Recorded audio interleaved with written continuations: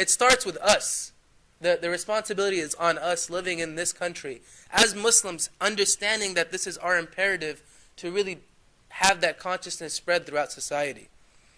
Number one is just simply conserving energy. And what does that mean? Conserving energy can be something as simple as, my father always says, turn off the lights in any room that you're not in. Turning off lights. Ensuring that you're not burning things just for the sake of burning things. If you have a laptop at home, unplugging it and turning it off rather than leaving it on standby and leaving it plugged in throughout the night. If you have a car and you came here, finding somebody to carpool with. If you have, these new light bulbs, energy efficient light bulbs. Conserving water is also a very big issue when it comes to conserving energy. A lot of us live in apartments where we don't have to pay the water bill. And so we say, okay, let that water go, who cares? As we use water pumping takes energy. All of these little tiny things make a very big difference. And it moves beyond little things, it moves to campaigns. I've heard of some communities, some Muslim communities, they will go outside restaurants, or I heard of an MSA doing this act, and it was a very good act, a very good campaign. They would go into a dorm, and they would say, okay, a lot of these dorms, they have cafeterias. And when people buy their food, not buy their food, but they get their food, they put it on trays. Then when they put their trays away, they put the trays in this little cart where, it gets cleaned. But the MSA set up a separate trash can. And they said, throw all your food in this trash can before you put it in the cart. So don't just put it on this cart. Actually, take that cart, now take all the food that you were going to throw away, and just put it in this trash can. It had two effects. Number one, a lot of people are just basically, it's our fitrah. You don't want to throw away food. You feel really bad about it. Whereas if you just put it on this cart, you don't think about it. So a lot of people were beginning to say, oh wow, I was going to throw this away. Maybe I can sit down and just go eat it real quick. And then number two, they would weigh. They would literally weigh this trash can at the end of the day and show. They would put signs up. 50 pounds of food was thrown away today, just during lunch. 75 pounds. And then they would try to track it. Is it going down? Is it going up? And this MSA told us, over the weeks, it went down and down and down and down, to the point where the cafeteria people were saying, now we're producing too much food, and it's not getting eaten. Before it was all getting taken, we thought people were eating it. Now the cafeteria started producing less food, and it was just a very positive campaign for everyone. So something as small as the little things, conserving and being mindful of your waste, can be transformed into campaigns. And it brings us to wasting less. That's a very important other thing. So what does that mean? It means bringing your own mug to work rather than using the plastic or the styrofoam cups for coffee. It means using cloth napkins rather than paper napkins. It means reusing scratch paper and boxes that you get rather than using other ones. And let's be honest, sometimes it takes a little more effort. A funny story, when I tried to print this out, usually I print on one-sided pages. I said, okay, let me try to print on two-sided pages.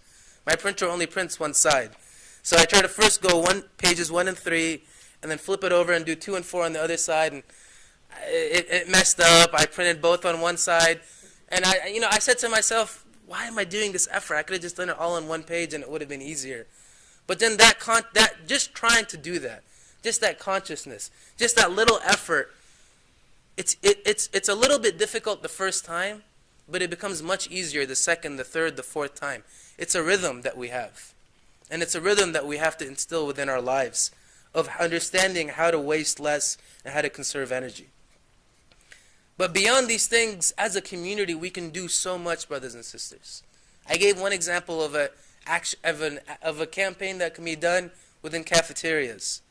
There's many other things. Right now, within the county of Los Angeles, this is something that I do in my work. I track this ordinance called the Green Building Ordinance. It's a catch-all ordinance, right? And it says whenever you develop any new building, whenever you build any new building, you have to build it using these green building standards. And it's amazing. You see the people who are there advocating. Who do you think of when you think of environmentalists? Let's be honest.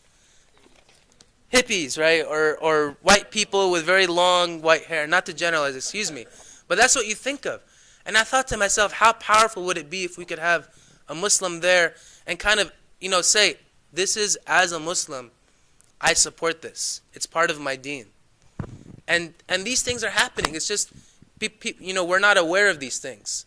There's a great fight happening today in Los Angeles County about this green building ordinance and whether XYZ should be implemented, whether we should allow building costs to go higher for the sake of more efficient energy, and all of these give and takes that have to happen and that we have to play a role in within our society. They're happening today. Another issue is, as we know, global warming, and there's a Kyoto Protocol that's happening. Global warming is an issue that affects the whole globe, and the Kyoto Protocol is a gathering of nations that come in and say, how can we affect global warming? Let's try to cut back our waste of carbon dioxide. And so you think, okay, this is a global coalition. What can I do as a Muslim to support it?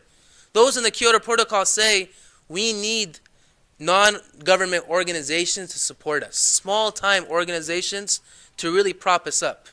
And I looked through that list, and I tried looking for one Muslim organization, whether it was overtly Muslim or just based in a Muslim country. I found a few, but very few.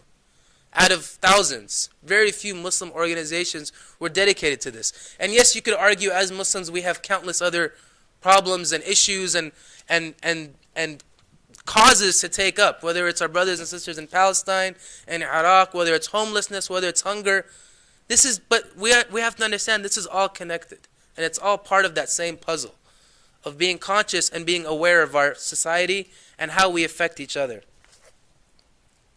And the last thing that we can do, and there's something that we can all do starting tomorrow, is just talk with the person next to us, whether it's our coworker, whether it's our classmate, whether it's our spouse, whether it's our parents, whoever. And just ask them, what do you think that we can do to cut down on our waste and conserve our energy?